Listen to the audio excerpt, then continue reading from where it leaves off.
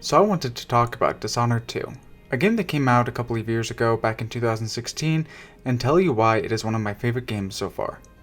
Now, keep in mind, I've only recently started to play the game, mainly due to a lack of important things like a computer that could handle it, and small things like money. I'm one of the strange people that prefers food over entertainment. Now that I've played it, I'm actually really upset that it took me so long. But, on the other hand, it is letting me use it as a perfect leap into the video format for my reviews and essays. Just as the title suggests, I think Dishonored does a fantastic job of telling its story primarily through its environment.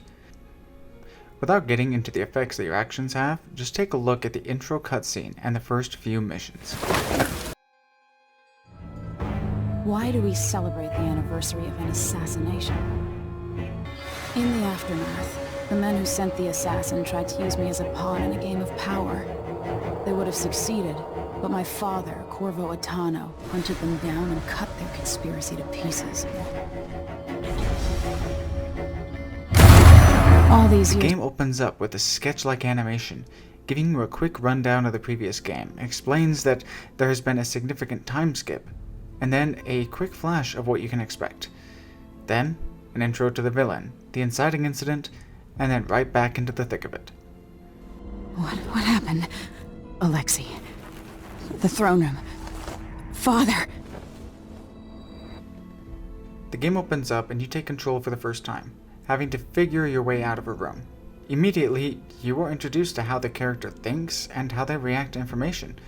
You can ransack the room, finding documents that alone may not be all that interesting, but can give you a glimpse into the lore that they created for this game. You can escape the room, get dialogue from the characters as you do so. How many times have I looked at that skyline? Find your wounded friend, and then you're thrown back into the thick of it. Game media has a strange privilege in our minds when it comes to how to hook an audience.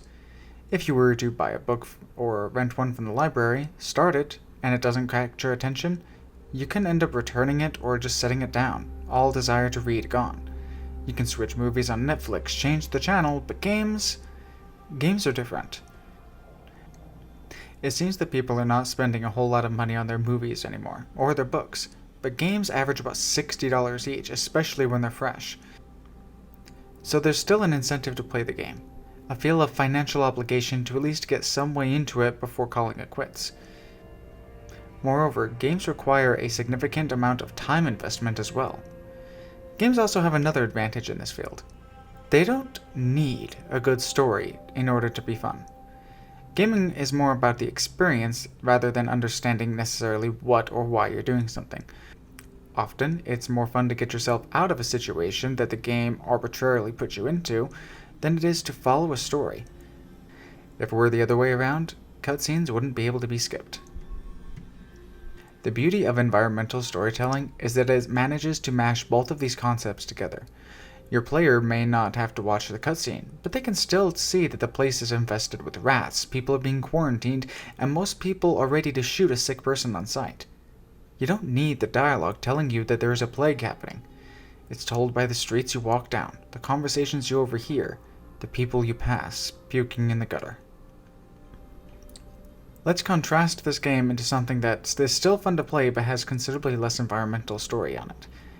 In Grand Theft Auto V, the world you drive down is strange and surreal, but nothing about that tells you what the story is or about the lore in the game. Now, GTA V is super fun and is a fantastic stress reliever, but most people don't play it for its invigorating story.